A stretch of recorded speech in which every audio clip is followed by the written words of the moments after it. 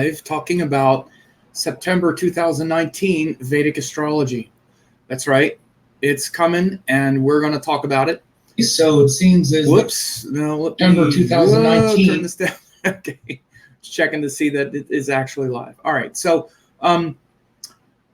we do have a big month ahead. A lot of shifts and changes. We're going to have Saturn's going to turn direct. We have, of course, full moons and another new moon and other things. So you want to check this out. And as I do, I'll go through each day of the month. I meant to do this a few days ago, but been busy. Been busy with my certification courses and other things like that. 1 second. So as you can see, we start the month off with the moon down here in Virgo. That's going to be on September 1st. And the moon in Virgo it'll be there for the first couple days of the month. And the moon in Virgo, at least for, actually the first day, and then around the middle of September 2nd, the moon goes into Libra. But so we start off with the moon in Virgo, and this moon in Virgo is, very much about being organized, being forthright. And you can see this moon in Virgo comes after all these planets in Leo. So right now we're dealing with a lot of Leo energy. I just did an update a few days ago with all about the new moon in Leo. And a couple weeks ago, I did a video about this pileup of planets in Leo in early September. So notice it. Notice what's happening. This pileup of planets there in Leo has been something that I foretold again a couple weeks ago. I'm going to make link to these videos that I did, because it's very important to understand and to see that these things are shown in advance. Again, not just because so I can get the prediction right or whatever, but just the you could go back and look. It's actually when I was talking about the Mars in Leo, August 2019, courageous actions. And then I talked about passion, warfare, and purity. This was another one. I'm going to make links here to these videos and put them there. Here's one for the passion, warfare, and purity that I talked about. Passion and purity. Put this in the box. Oops, I need to do that again because I didn't put a space. Wait a minute. And so again, this was me talking about this time right now where we have the Leo, all these planets in Leo. So I talked a lot about it in that video. And I talked about it also quite a bit when I was talking about Mars in Leo and the potential for arguing and fighting and battling. I've definitely seen that those, war drums being banged because Mars is combust. And of course, this is the combustion. This is also certainly from the sidereal zodiac perspective, of course. And as we know, Vedic astrology uses sidereal zodiac in all the texts, Aries and Ashwini at the beginning, and that sets up the whole zodiac this way. So all these planets are in Leo, and they're also very close to the sun. So we're seeing a lot of this combustion right now that I talked about. Mars is combust, very close to the sun. Venus is combust, right on top of the sun. So is Mars. They're all jammed up there. So a lot of that Leo energy. You may notice people's frustrations boiling over, especially people who don't have a healthy relationship with power, or they don't feel powerful in their own life, or they're jealous and envious of other people who have the power they want. These kinds of things, right? Again, this is the shadow side of Leo, especially like the jealousy. I want to be the king. you like this person who's got power, what about me? And that kind of stuff. So you'll see people's frustrations boiling over who aren't as powerful as they would like to be. Again, this is very much sidereal zodiac, of course, but again, if not, then all these are in Virgo, and it definitely feels more like Leo season right now, not Virgo season. And again, the combustion though is going to be a universal thing. But you see the combustion in Leo, and the issue again is about that sort of, I'm powerful, I'm the powerful one, right? And this is a sort of backdrop, right? Jupiter is direct now. Again, he has been for several weeks now. And Saturn is about to turn direct, which we'll look at as we go through the month. So go back and reinvestigate those videos that I posted a link to, okay? Because they also are the backdrop for the daily forecasts that I'm going to be talking about. So we see Helen is here. She says hello. Bella is here. Patricia Rodriguez says hi. Steve Toman says these videos are so helpful. Great. Heather says, sending love and light. Thanks for sharing your wisdom and knowledge. Tim Barnes, Lisa LaRosa, Victoria Bonin, Terry Boyd. Hello from Florida. I hope you're safe down there with the coming hurricanes. It looked like they took a turn and they're going to miss you. Laura Hardy is here. Candace, hi Candace. Nice to see you. And Avatar of the Stars, hi from NOLA. That means New Orleans. So hello, nice to see everybody here. So again, go back and look at two recent videos, Passion and Purity and Warfare. This one describes a lot of this Leo stuff. Again, this is a backdrop. When I make these videos, this one was for like a couple months, and I made it because of Venus being combust, joined Mars, and it's going to be debilitated. So again, a lot of our natural diplomacy and tolerance of people who, again, maybe we like or we don't like so much. Again, certainly people that we might be jealous of. Again, the shadow side of Venus is things like jealousy. And especially when it gets near Mars and it gets combust, then Venus is going to go in Virgo. So notice people lashing out because of jealousy, or again, especially when they don't feel like they've been given the praise that they deserve, or other kinds of things. I've been seeing quite a bit of that, a lot of it coming out in readings and whatnot. But it's also a great time to be empowered and to blaze your unique individual course through life. It's one reason why I'm opening up my certification course again, because it's a great time for people to be inspired and actually radiate that powerful wisdom and light within them, rather than feel frustrated because they're not being praised enough, or they're not being, revered the way they would like, or other kinds of shadow sides of Leo and of Venus. And by the way, it's the shadow side of Leo because Venus is actually a functional malefic. So this is why things like jealousy and demanding praise are also the shadow sides of Leo, because Venus is a functional malefic, and that's a shadow side of Venus. So this is a very deep concept once you start to understand house rulerships and whatnot. So this is why those things are somewhat magnified at this time. But I talked about this in the video on Passion and Purity, and then also in the one on Mars and Leo, where I described that we're kind of ready to sort of lash out and, do battle now, because Mars has been weak, quote weak, meaning he hasn't been so fired up the last several months when Mars went through Taurus, Gemini, and Cancer. So those people who have especially a weak Mars in their natal chart, if Mars isn't very powerful in the natal chart, they tend to go back and forth with their battles. They tend to shrink from the battle when Mars is weak. And then when Mars gets strong, they tend to overdo it and then fight and argue with people. So again, you'll see people who have a difficult relationship with Mars, maybe ready to fight, right now. And again, I talked about these things in concert with each other because, as you can see, there's also this pile up with the combustion now happening.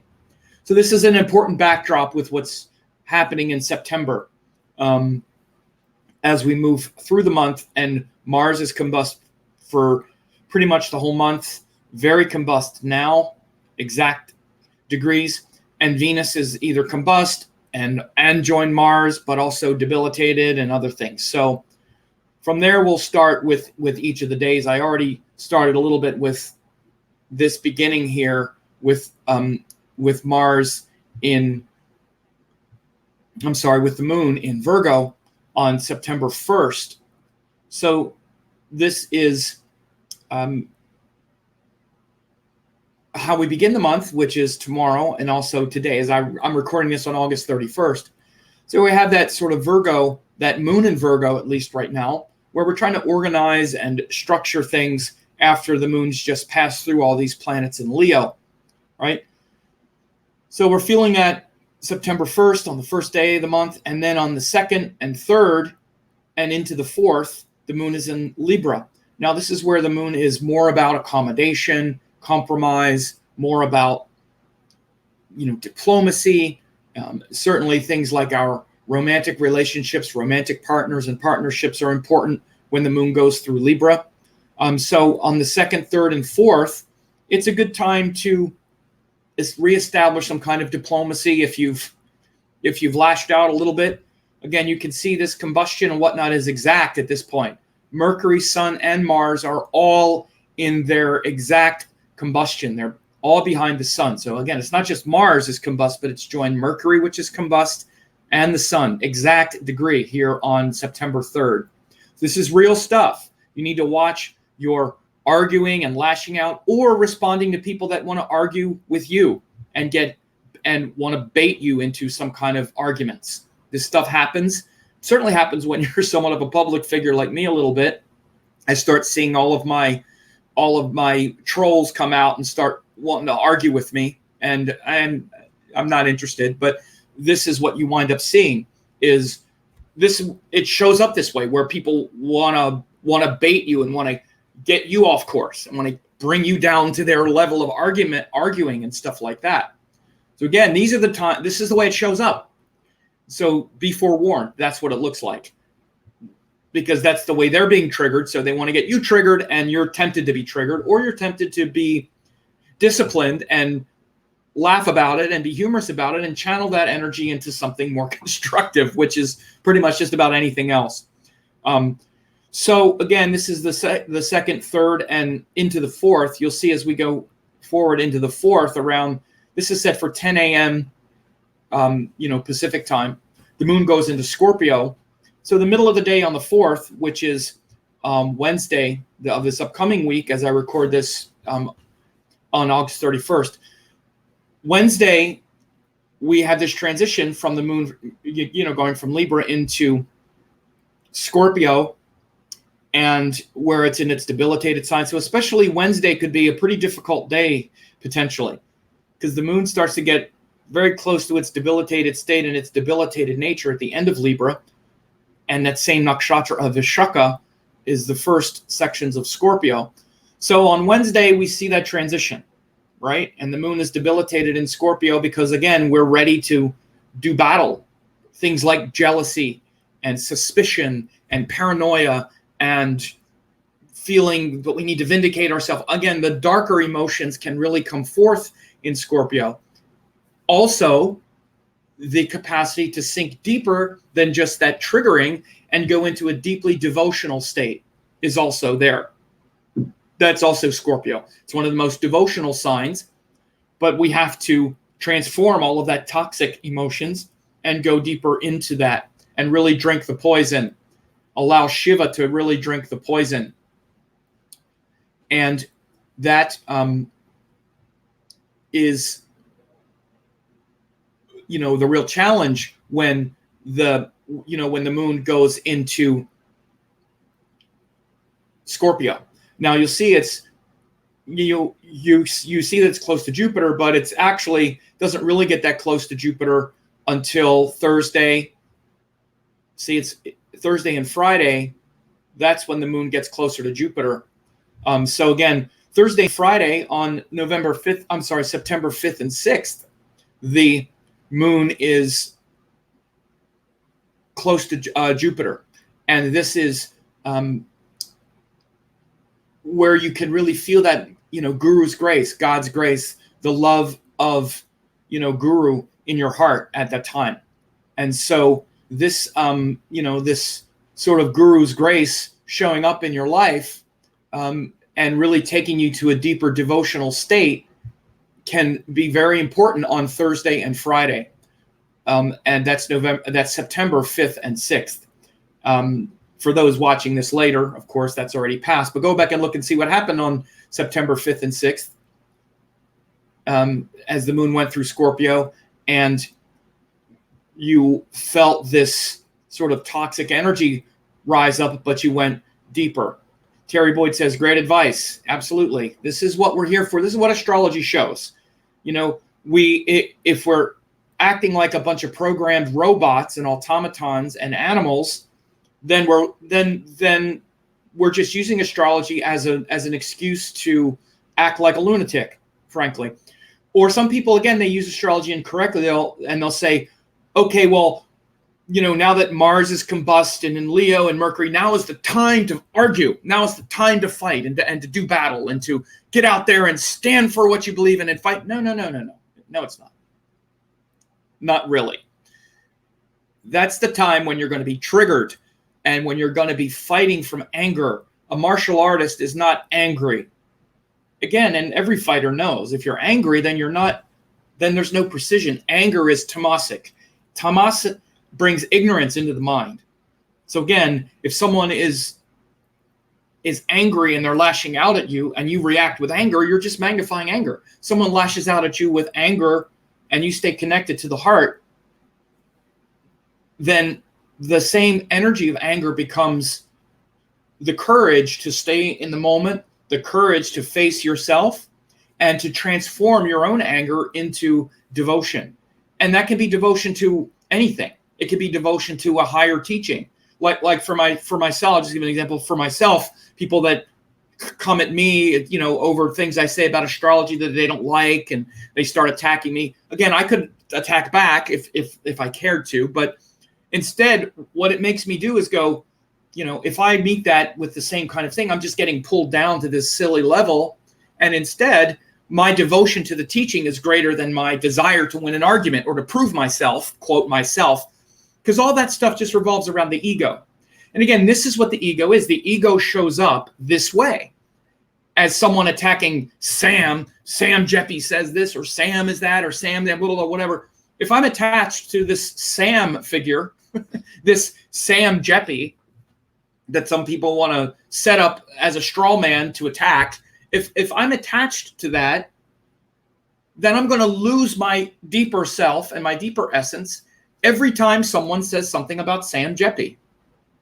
I see people say, and I'll just give you an example. I'll just say this sort of autobiographical. When I hear people say things, well, Sam Jeppy, blah, blah, or Sam Jeppy said this or whatever, it's really comical. I look at it like, who are they talking about? Because first of all, when the things that are said aren't what I think, they're not reflective, but it's almost just like, who is this Sam Jeppy they're talking about? It's actually quite spiritual. It's kind of an out-of-body experience. I have no interest in ever responding to those kinds of things because, first of all, it doesn't matter what I say, because people that are going to attack because of other things that I said, authority figures or whatever it is, but also because it's such a disconnect. And for me, it's always been like that. I don't do what I do because I want praise for it, for example, or whatever. It's about the teaching. It's not about Sam Jeppy, quote, so to speak. So anyway, I'm just using that as an example because things can show up in your life, and especially if you're in an authority position, like at work, or notice you wanting to do it, lashing out at authority figures, or wanting to get angry with somebody so that they'll get angry back so that you can have an excuse to fight with them. And this is the lower quality of Mars. And I'm talking about it in this transit of the moon through Scorpio, especially join Jupiter, because on those days, on the 5th and the 6th, especially 4th, 5th, and 6th, we could be really tempted to do it because look how combust Mars, Sun, and all this combustion over here. And then the moon is in Scorpio, so we're also more like paranoid. but it's that only comes when there's attachment. If you're attached to your ego, if you're attached to your ego, then this is a great thing. What Avatar the Star said, their projection, not your truth. Exactly. And if you're attached to that false identity, that ego, then you're going to own their projection and lose your truth in their projection. And you see this all the time. People take this stuff too personally, right? And they would take anything I would say. I mean, I'll just say it. For example, even when I talk about zodiacs or talk about, this is the big thing that really triggers some people now. I'm not personally attacking anybody. I'm talking about teachings, for example. And some people take it so personally, like it's personally, you're attacking me. Or like, no one's attacking anybody. We're talking about teachings. Now, if you're saying teachings that aren't correct, literally that aren't part of the tradition, and someone has to say, look, this isn't really the way it is. Here's how it's laid out. Again, so there can be so much triggering going on. This is my example, but people have their own examples. So again, if I own their projection, then I'm pulled down by it. So anyway, as an example, and the same for them, those who get triggered by me talking about this, they're taking things way too personally.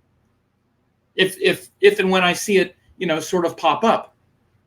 So watch these things in your life, right? And notice if you're even tempted to say anything. Like, are you tempted to vindicate yourself? Vindicate yourself in response to what? To people who are just projecting onto you? Again, so thinking about the bigger picture is what really gets us through. And that's always what happens with me when someone, let's say, projects onto me, which, again, I get a lot of projection.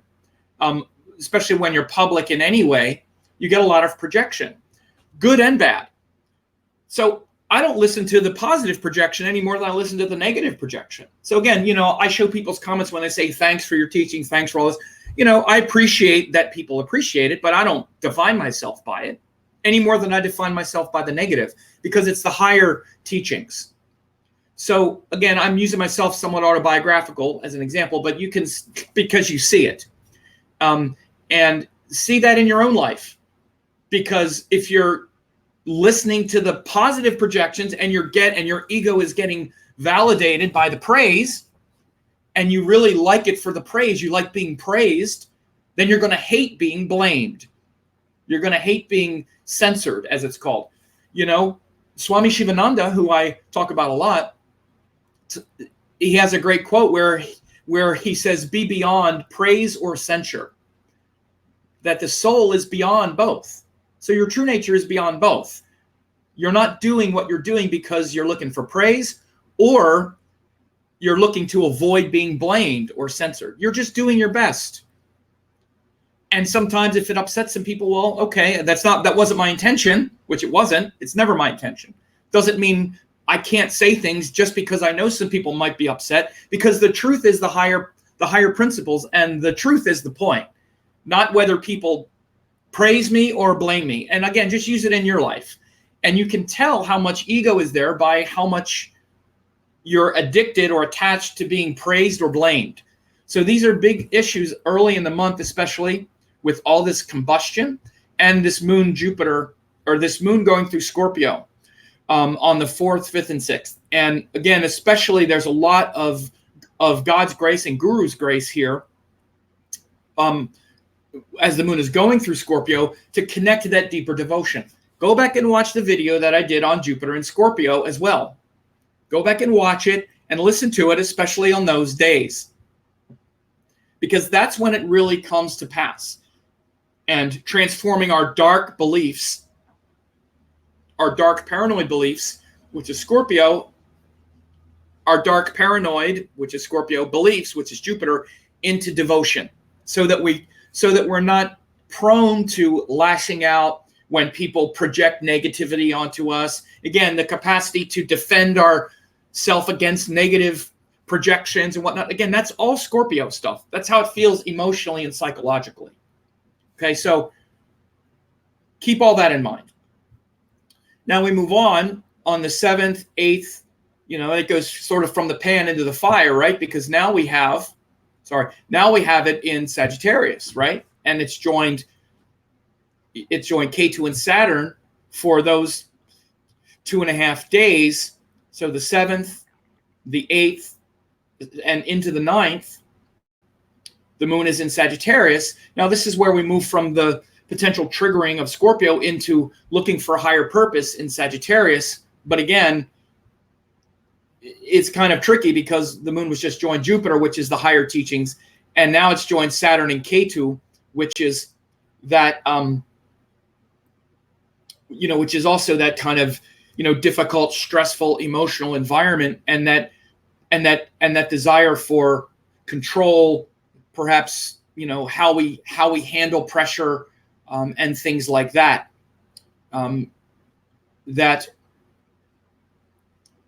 That his that we have to manage and make a commitment and focus on what inspires us. There's been a lot of pressure in Sagittarius for the last couple years with Saturn there and now K2 there to really focus on what inspires us and be very dedicated and be very committed and focused on our inspirations, not our fears. So that'll be important on the 7th, 8th, and into the 9th. Then, halfway through the 9th, the 10th, and the 11th, the moon is in Capricorn. Now, this is also ruled by Saturn. So this is a good time for solitude, introspection, facing our difficulties psychologically and emotionally. This is the nature of Capricorn, where we reckon with our intense, feelings and maybe fears and work through them psychologically and internally, rather than just, try to control things. So that'll be important on the 9th, 10th, and 11th as the moon goes through Capricorn.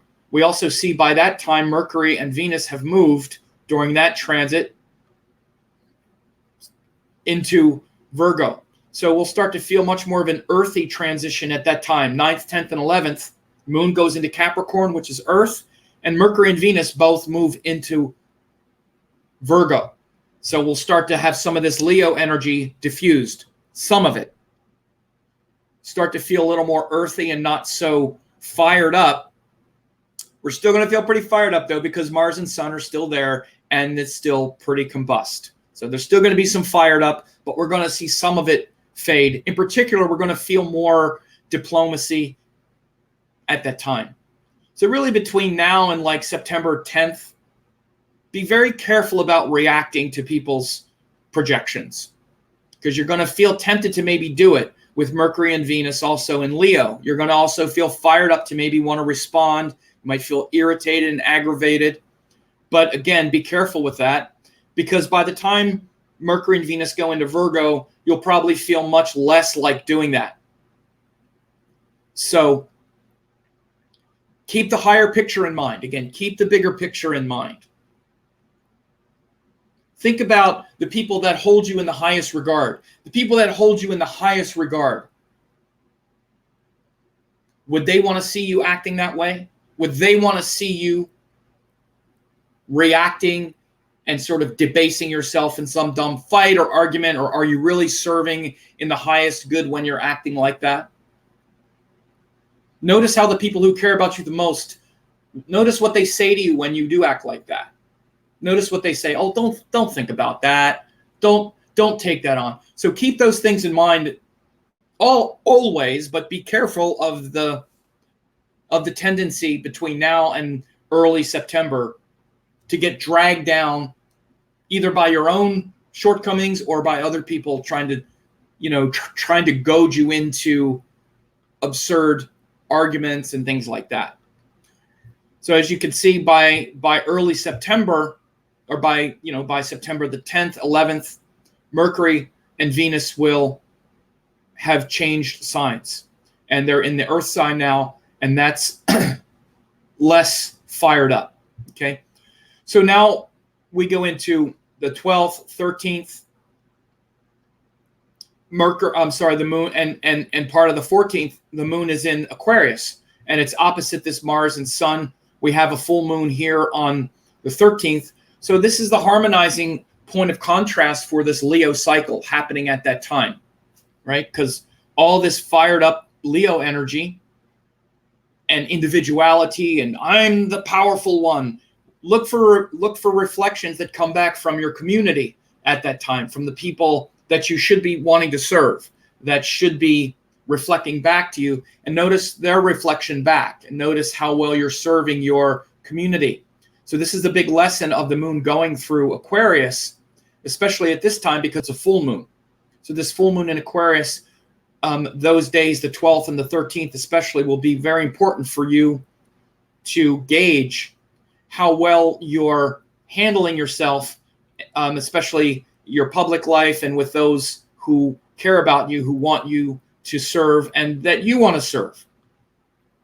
Then 14th, 15th, and 16th, the moon is in Pisces. It's opposite Venus and Mercury. Now again, Mercury is now exalted, even though Venus is in a debilitated sign. There's what's called Nichabanga. This debilitated transit of Venus is going to be quite auspicious, as many of them are, because there will be Nichabanga, which means either Mercury will be joined or it will be exchanging. This is one of the reasons why usually when Venus is debilitated, it's not as bad, because there's usually a very powerful Nichabanga with either Mercury conjunction or Mercury exchange. Same is true here. But besides that, the moon going through Pisces is going to show a time where we really embrace and let go of all of our worldly attachments and connections, and even things like worldly service in Aquarius. It's a metaphysical sign. So 14th, 15th, and 16th of September, very good for your spiritual growth, spiritual development. And I mean authentic spiritual growth and development, metaphysical awareness. There's an aspect from Jupiter, the ruler, also on it, especially on the 16th, especially September 16th. Very good and very positive for your, higher virtues and your higher, really getting the truth of what your teachers and gurus are saying. In fact, Mars is also aspecting on that day, this Mars in Leo, so there could be a lot of courage to put your teachings into practice on that, especially on the 15th and 16th of Pisces. A lot of auspicious aspects: exalted Mercury, Mars in Leo, Jupiter in Scorpio. So this transit of the moon through Pisces really should be quite a transformational time, one of the best times of the month, especially for spiritual practitioners, teachers, and whatnot. 14th, 15th, and 16th. Very good transit of the moon through Pisces with all these nice aspects here. Then we have 17th, 18th, the moon goes through Aries and into the 19th as well. And Aries is ruled by Mars. During this transit, the sun will leave Leo and will go into Virgo. So again, there'll be a bit of an alleviation of all that fire, which is good.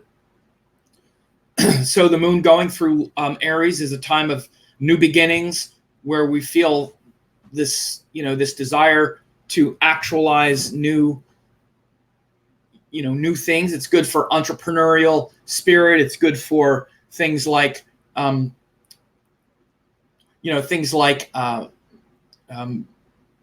if you're a business person, or again, starting a new part of your business, or any new physical like workout routine and things like that also are fantastic. When the moon goes through Aries, again, it's also more about our individuality. So we might, our relationships might feel less lovey-dovey at that time, but if you get together with your partner and go out and do some stuff, that could be fun. And things that are physical, I'll leave that to your imagination, right? So that's on the 17th and 18th, excuse me. And then into the 19th and 20th and 21st, the moon is in Taurus. Now this is where the moon is exalted, and this exaltation is, the moon's exalted in this sign because it has this fixed earth quality of Taurus. Taurus is the most grounded, settled sign. It's an earth sign. It's ruled by Venus. It's very much about holding and gathering and a sort of structure for sure. And that allows the mind, the moon, to settle and feel connected and not feel so restless. the emotions, not so emotional. Now, Jupiter's also aspecting at this time, and this will bring, again, more connection to Guru's grace, higher teaching, higher wisdom. And within this, at some point, I missed it, but Saturn turned direct, or actually Saturn stopped going retrograde on the 18th. Now, again, I'm not going to say that it's direct yet, but it just stopped going retrograde. It's been stationary direct for a while, but it officially stops moving backwards in the sky on September 18th. So this shifting of Saturn is also where we're starting to feel like we're ready to move forward with some new teachings, projects, inspirations. This is a backdrop. So especially September 18th, while the moon is in Aries, Saturn turns direct, or he stops retrograde. It's called stationary direct, where he's stopped in the sky. I'll do a video about this, but I just noticed that I didn't say it. So this stationary, movement and motion of Saturn is also very big as we ponder the moon being exalted in Taurus, which is also about solid structures, and Jupiter's aspect from Scorpio. So again, this really aligns this fixed and calm and contented and peaceful mind, which is moon in Taurus, with higher teachings, higher wisdom, which is Jupiter in Scorpio, right? So this is a very auspicious transit as well. So as you can see, the first part of September, especially up till about the 10th or 11th, was pretty intense. Then we get around this part, moon goes through Pisces, which was very auspicious. Then goes into Aries, which is really quite fine as well, especially since the sun moves out of Leo, so it's not as fired up as it was. Then goes into Taurus, where it's exalted and aspected by Jupiter. This is a nice week here. To really, don't waste it on just enjoying life and being happy. Again, not like that's a waste, but what typically happens is we tend to just, when things are easy, we just want to enjoy life and not really drink the nectar of purity and depth and enjoyment or of, spiritual blessings and benevolence. Instead, we just want to then just be happy and not be spiritual. We only want to be spiritual when things are suffering, and then we want the bad stuff to stop, instead of realizing good and bad are just a range. So, keep that in mind as well. So then the 22nd, 23rd, mostly the moon is in Gemini. And so this is, and it's joined Rahu. So again, there's a big Rahu in Gemini shifts that are happening now, especially since the eclipse. I'm going to do a video about it here real soon, that we see in politics and other things. And it's really showing up now with Rahu and Gemini, really shifting the paradigm and shifting paradigms all over the place. And this moon in Gemini is going to show a good time to realize that, to start shifting your paradigms, to start communicating about those paradigm shifts a little bit more, especially after having gone through all of this and people's triggering and whatnot. You see Mars is also at the end of Leo, so it's a little more calm. So noticing right here, this moon Rahu in Gemini, and then, as a time of really recognizing, okay, and, having some very profound intellectual breakthroughs that has been coming because of, noticing the better information that we've been getting since Rahu went into Gemini. Okay. And then on the 24th, 25th, the moon is in Cancer, aspect by Jupiter, right? This Jupiter aspect. So then the moon in Cancer, quite sensitive, where we're wanting to connect with our family, friends, again, very devotional. And this aspect from Jupiter makes it even more devotional. So again, just keep kindness and compassion in your heart always, right? Don't be triggered. Don't be, goaded into silly arguments with people. If you see people all ready to come at you, just have compassion and be like, well, that's sad that they're all twisted up and ready to argue and fight. But I'm in control of my emotions. I'm in control of my mind, and I'm not going to be baited into a stupid argument.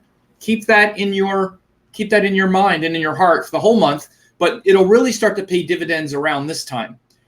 And the other thing is, if you have been triggered and baited and arguing and fighting and acting like a lunatic, this is when you'll start to feel the guilt and the regret, and you'll realize that you've been acting that way. Now, you might keep lying to yourself and keep saying, oh, no, it's because they did this. But that stuff, this is what makes people sick. Literally what makes them sick. Because the soul knows better. And the soul knows when we've been wrong, when we've done the wrong thing. And again, what can happen when Mars is difficult or we get these difficult energies for a while is we can act like a lunatic for a while. Or other people can be acting like a lunatic for a while. It can go on for a while. It could go on for much of the month. But again, by the time Mars now shifts and these planets move out of Leo and it comes into Virgo, which is a lot more introspection, a lot more analysis. And then the moon goes through Gemini with Rahu and then goes into Cancer, where we feel sensitive. We feel sensitivity for all beings, because no matter what, you should understand that everyone has a heart. Everyone has a heart and soul. They want to be loved. They want to give love. And they don't like the negative feelings. They just don't know how to handle them if they have these problems in their natal chart, and then these astrological transits fire it off and they get fired up and make a fool of themselves. But what happens is then these sensitive transits come, like the moon going through Cancer for a couple of days, aspected by Jupiter, and people that have made these mistakes, or this is when you become aware of your mistakes. After you've lashed out at someone and projected anger and like negativity all over them, these are the transits that make you go, wow, I can't believe I did that. Now, often if people are narcissistic, they just wind up blanketing this awareness in narcissism, which means they, instead of actually also getting the lesson that, yeah, that was my fault, they can maybe still keep projecting. But then the projection isn't, why aren't you fighting with me, or why aren't you giving me the respect? Now the projection is, why is everyone against me? What? Then it's the negative part of the same problem. It's the negative part, which is, oh, why doesn't anybody like me? Why am I this? Why am I all alone? Why am I always the one that people blame for everything? Again, it's the negative side of it. Right? We all know it. A narcissist is these narcissistic tendencies, they swing back and forth in a predictable way. Give me attention. Again, it's the same thing I said before. Give me the positive attention. Now it's the negative attention. I'm the powerful one. I'm the strong one. See? And then it's like, and then it leads to the opposite, which is I'm nobody. Why am I always the one nobody likes? And it's the negative narcissism. It's the same thing. It's the pendulum of the ego swinging back and forth. And especially at this time around the end of September, it could be very real, because this moon passes through Cancer. Again, Saturn has stopped going retrograde. It's very close to K2 now, and Saturn is about to go right over K2 exact degrees. And again, Saturn is also the planet of guilt. Guilt, because it's our awareness of time and how we've acted through time. And no one gets away from Saturn. No one gets away from the consequences of your actions. And if you act like that, you act through anger and negative self-righteousness or whatever it is, especially if no one fights with you over it, and instead everybody just stops, everybody avoids you, and you become blackballed and outcast and all that. Again, at some point you realize it. You realize it can't be everybody in the whole world. It must be me. And hopefully that compels someone to wake up and stop doing it. Often it doesn't, though. It just makes a person bitter. It just makes them bitter in old age. Again, Saturn is also how these things magnify over time. This is why you can see how well a person is aged by their Saturn. When a person hasn't aged well and they haven't learned these lessons, when they're old, then they're an old, bitter person with regrets and feeling cheated and feeling like the world's terrible and nobody loves anybody and everybody's against them, and this because they didn't learn these lessons when they came up. Every time they would shake a defiant fist at reality and shake that defiant fist saying, praise me, pay attention to me, I'm important, and the world didn't, every time that happened, instead of learning the lesson that it was their fault, they covered it in self-pity and some kind of justification, like, well, it's because I'm so smart, or I'm so tough, or they can't handle me, or they can't handle that I'm this or that. That's why I'm ostracized and all this. It gets enveloped in all kinds of BS. So yeah, I'm talking about this a lot because these are big things that are up. Ruth Oakes said narcissist scapegoat, right? And so this is definitely a big, and says this, like how Trump is such a victim, all he does is blame people, right? Trump is the biggest snowflake in the world. All he does is talk about how nobody gives him credit for anything. It's absurd. I'm the toughest guy in the world. I'm tough. I'm the winner. I win. And why doesn't anyone praise me? Why doesn't anyone ever give me credit? They never give me credit for anything. Oh, it's just, God, good Lord. It's like a 5-year-old. The biggest snowflake in the world. It's like he never stops talking about how no one gives him credit for anything. It's just like, wow. It's a good example. And part of what I'm going to talk about with this Rahu and Gemini has to do with some of the politics and what's happening now, especially a lot of these people that were big supporters really leaving him now, big time. Just because the truth is really coming out, and it worn everyone's patience out, for sure.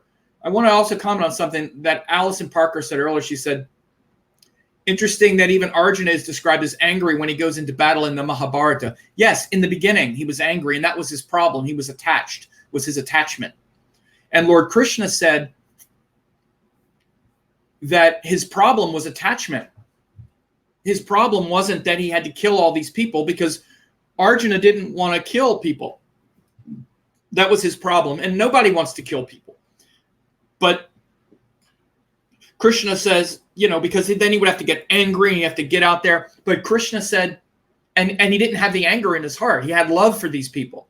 So how can he go kill them? And Krishna said, it's your duty to do it, and you're attached to the ego. Anger and all these emotions that you are trying to conjure up in order to do this, all of it is wrong. None of it is real. It's all just the ego. So anger and hatred and all the negative emotions are all part of the ego learning and working through things, right? So as Terry said, oh my God, great analogy, learn the lesson or repeat the class. Yeah, so again, these are things that are very obvious, but I try to connect it to the astrological indicators, because so often astrology is just kind of up there in the ethers, and we don't see it as the living lessons of our life. This is how astrology is showing it.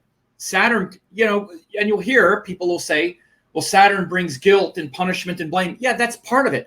And those things in and of themselves aren't bad, because I guarantee you one thing, most of your life lessons were learned that way, at least at first, because that's the only way you could learn. And that's the only way we can learn certain lessons, is to be somewhat humiliated.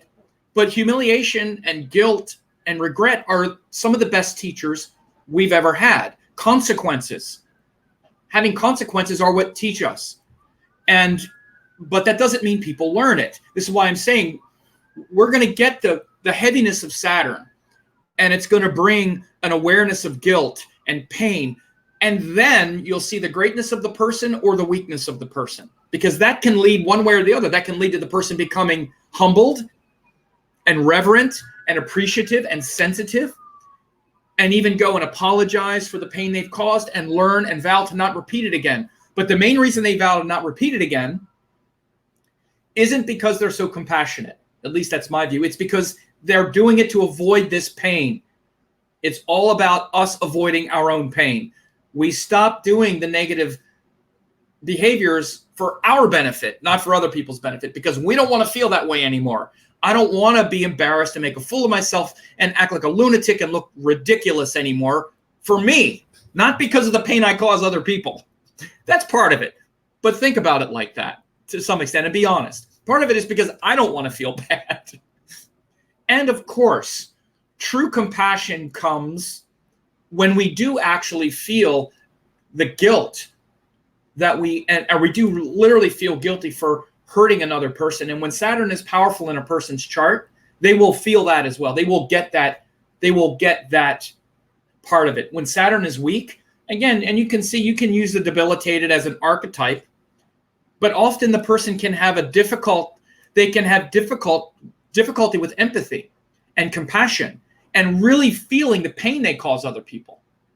Again, when it's in Libra, you can see why Saturn's exaltation in Libra shows how sensitive and how compassionate they are to other people and how their negativity has hurt other people. Of course, Saturn also rules Capricorn and Aquarius. Those are the three. But again, in the difficult signs, especially the fire signs, particularly Aries and Leo, can be where the person can be very disconnected from the consequences of how their actions affect other people. Now, they'll still stop doing things because they want to avoid the pain themselves. So they'll stop doing things because they don't want to feel the pain. That's just natural. That's Saturn for everybody.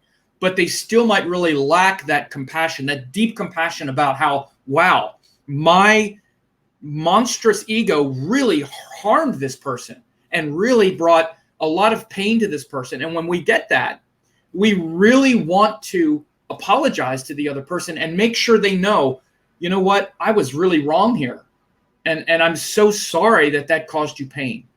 And I really hope you forgive me. And I really hope that you don't let my negative attributes affect your self-esteem or whatever. And a person will really try to convey that and really try to avoid the mistakes in the future for that reason as well, not just to avoid the negative consequences. Everyone's first instinct of learning through painful mistakes is to avoid the mistake for themselves first. That's every person, right? Yeah, we don't want to look like an idiot again, so we'll avoid that thing. But the deeper level and the compassionate level is when Saturn is really powerful. And the other thing is when it goes to that deeper level as well, those qualities of Saturn stops protecting us against things that we shouldn't be protected from. Because if we're just avoiding things to avoid embarrassment, it's also going to hold us back from a lot of positive actions we need to take and risk taking. Again, this is also how debilitated Saturn can oftentimes prevent the person from taking positive chances, positive risks, because they're too worried about looking foolish. It's a deep subject, but it's very interesting to connect these things to psychological attributes and qualities and things that we experience regularly rather than just putting, adjectives onto these bodies. These are the living forces in your consciousness. They're not just big rocks moving around. They're living forces of consciousness and evolutionary principles and concepts. And by the way, if you're interested in learning this stuff, you can do that. I'm opening my certification course again. These are the things that we learn in my certification course. We learn this stuff. We learn about these living forces of the universe. We don't just learn, and everybody understands this. Everybody can learn this. Everybody wants to know this. Everybody wants to understand how to evolve their negative samskaras and their anger into discipline and their fear and control into compassion and sensitivity and commitment. Everybody wants to know that. That's what astrology really teaches you. So at least when you study with me through my courses, that's what you learn. So check that out. I just put the link there. But anyway, so we'll finish up the month here. I told myself I was just going to go through it and not get on a bunch of sidetracks, but here it's almost an hour. It's true. I can barely turn the thing on without talking for an hour. It's true. All right. So anyway, what do we got here? All right. So we're on, let me go to, so the 26th, 27th, and into the 28th, the moon goes into Leo. Again, now we can revisit these themes with higher dignity, higher purpose, and those radiant qualities of Leo. Having gone through this sort of sensitivity training by default, whether we wanted to or not, right? Then the moon goes through Leo, and that sensitivity then becomes this radiant power. And again, this is just the evolution of the zodiac.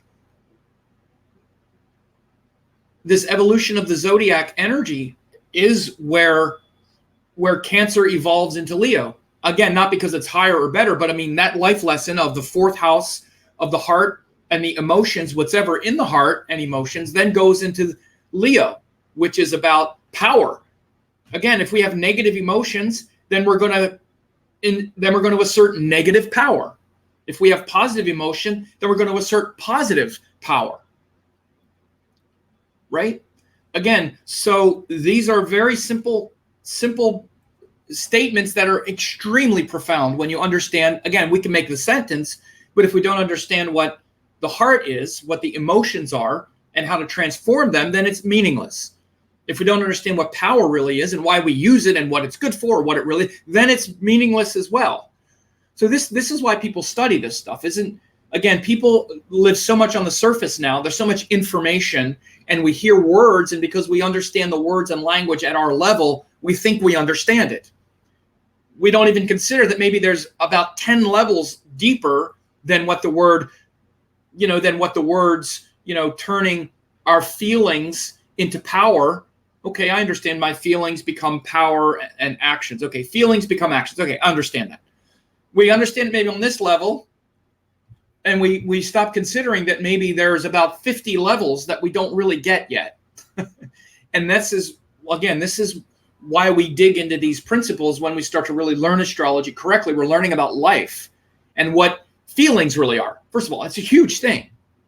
We don't even know what feelings are, honestly. We're just knocked around by them. We think they're emotions, and that's not even close. That's the surface, like the waves are the surface of the ocean, but the ocean is miles deep, just like our heart is miles deep. And feeling isn't good or bad. It's positive and negative. And power and actions aren't good or bad. They can go either way. So really drilling down into the layers of this is why studying these things are so important, and really having that astrological knowledge and seeing it as self-knowledge and universal, because this is what underpins all the Vedic teachings. So this movement of the moon from from Cancer then into Leo shows a positive empowerment now. Remember, we started the month where the moon had just been in Virgo, and it had just left Leo, where it was joined all those planets. And we had just been through, like we're in right now. Where we're in right now is all these planets in Leo about to be triggered and on the verge of getting triggered and unrest, like I've been talking about for a month. I've been talking about early September, and it's about to come. Again, astrology shows us the future. You watch and see the end of September, you will have gone through all this stuff I'm talking about. How have you handled it? Because you're going to feel the guilt or the glory or the compassion or the depth of it when we hit this moon in Cancer that I just talked about. Then moon in Leo on the 26th and 27th is going to be a time to really share the joy and beauty and love and light with others that you've experienced, hopefully. Then the 28th, 29th, the moon passes through Virgo, and it's a new moon on the 28th, I think. Yeah, the new moon is on the 28th. It's in Hasta Nakshatra. Of course, I'll talk about that. But look at this big pileup here on the 28th and 29th, this big pileup of planets in Hasta Nakshatra, in Virgo. So it means we're now having this 30-day cycle of organizing that power, organizing the power that went out there, that we're putting out now, so that it becomes a great structure and not a sort of disorganized mess. So the 29th, 20th and 29th, there's that aspect. And there's all these planets in Virgo now. So we're dealing a lot with this organization, maybe this worrying, this kind of anal retentiveness. Again, there could be some fussiness and nitpicking and people, again, sort of fussing with you a little bit. It could also, the similar kind of arguing energy is definitely possible in Virgo, but it's with a different excuse. And again, especially because there's still some combustion here and whatnot. But by the end of September, a lot of the most difficult part of that is over. But now we're dealing with structure, organization. I'll do a full update on that. And then on the 30th, the moon is in Libra. And also Mercury has recently gone into Libra as well. So Moon, Mercury are joined there on the 30th. And we have this, these qualities of Libra, which have to do with, compromising with others, yielding, diplomacy, and wanting to enjoy life. Okay. And so those are, the end of the month ends with the moon in Libra. And so it's a couple questions here that are pretty loaded. How do we turn anger into devotion? Well, anger and devotion come from different things, pretty much. Anger becomes discipline. That's Mars. Anger doesn't become devotion because anger has nothing to do with devotion. They're different functions. Devotion is about water. It's about Venus, moon primarily, also Jupiter. But Mars is important because it brings discipline. It takes the fire of Mars, the frustration and anger. Anger is just the emotion of Mars. It's how it feels. But emotion is just a possibility. We can channel that emotion, that anger, into something that is that brings strength and discipline. And it takes us down into it brings us down into the moment where we have more self-mastery, which is what the tamasic energies are about. Having self-mastery first. And we have to master our fear and our anger, which is Mars and Saturn. And those things lead to devotion until we've mastered ourselves, because devotion is a sattvic quality, which comes from the sattvic planets and also from Venus, which is exalted in the sattvic sign. But we need to transform anger, which is a negative emotion, into self-mastery, which is a tamasic virtue, which is mastering our fear and our anger first. And so this is, Terry said, thanks, Sam, great lesson, you're welcome. If I said anger into devotion, I think I said discipline, Steve. If I did say devotion, then crazy me. It's a discipline, but it's still a good question, and I chose to answer because, we can tend to, this is a lesson in how planets are very specific. They do very specific things, like you wouldn't turn anger into sensitivity. See, you can turn fear into sensitivity because they're both Saturn. Like I explained, fear is the negative quality of Saturn because we want to control things because we're afraid of death. So this fear then wants to control people.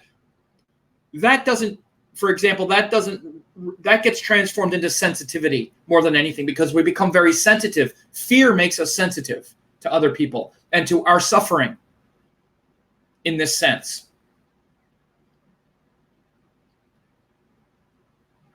So anger doesn't really become sensitivity because anger, which is a different feeling, it's a fiery feeling. It's a forceful, see, fear makes us collapse and withdraw. Anger makes us go out. So they're just different energies. And so, yeah, that's fine, Steve. I understand. It's no big deal. But I answered the question. Again, when we study this, at least when you study with me, I talk about these. It's called the evolutionary process. The evolutionary principles. And these evolutionary principles and processes are how we evolve. It's what astrology is really showing. And it's based on these universal principles of planets, signs, houses. And I say they're universal principles because I just posted the link again, because they're not just one sort of thing. They show this evolutionary process through body, mind, and spirit. Body, mind, spirit. tamas, rajas, sattva. And each of the planets take us on that evolutionary journey. And so when we're in our ego, then we're getting drawn down into the darker realms where there's a lot of confusion. And so the planets have a very specific evolutionary path. It's how emotions evolve into devotion. It's how the emotions on the surface, once we understand what we're dealing with, we sink deeper into the heart and we go to the source of that thing. So it's all about returning to the source, all the planetary energies, returning to their source of undifferentiated truth and beauty. It says in the Vedic astrology text that they're all facets of Lord Vishnu. So the planets are divine qualities of light and wisdom, but we filter them through our ego, and then we feel them in their limited form. It's our limitations, again, and then we project those limitations out because that divine nature is filtered through our limitation. So again, that sentence that I made is something that you just understand about life in general. You understand that you're an infinite, unlimited being. This makes sense to you, right? But you don't know how it works. Astrology shows how it works. It's just showing what you already know, but the specifics of it, not just some philosophy that you believe in, not just some philosophy that you agree with and that you believe in. Oh yes, I'm a spiritual being. I come from the infinite source and I'm blah, blah. That's just some idea that we have and we don't know how it works, why it works, how it got here, how astrology shows any of it, nothing. We're just sort of bewildered by it all. So astrology actually makes it real, not just some belief. So it's great to have the belief, but the belief is related to Jupiter, but even the belief doesn't really benefit us that much until we understand how it works, which is Mercury, which is very much the Gemini-Sagittarius axis, especially. And this is why you're probably very more curious about these things than you've been in a long time, because of the nodes, the nodal axis now being in being in the Gemini-Sagittarius axis. It's a great time to be really understanding this stuff. Now you can really get it now when it's not always so easy to get it. Several months ago, the nodes were in the Cancer Capricorn axis. Just not as easy to get it. Our mind is somewhere else. We're all about emotions and structure. Now, again, like I said, since the end of March of this year, this Sagittarius Gemini axis, we're really looking for the pure teachings. How does it work? We have the belief, but how does it work? Okay, I believe this stuff, but I want to know how it works. Well, that's what astrology really teaches you.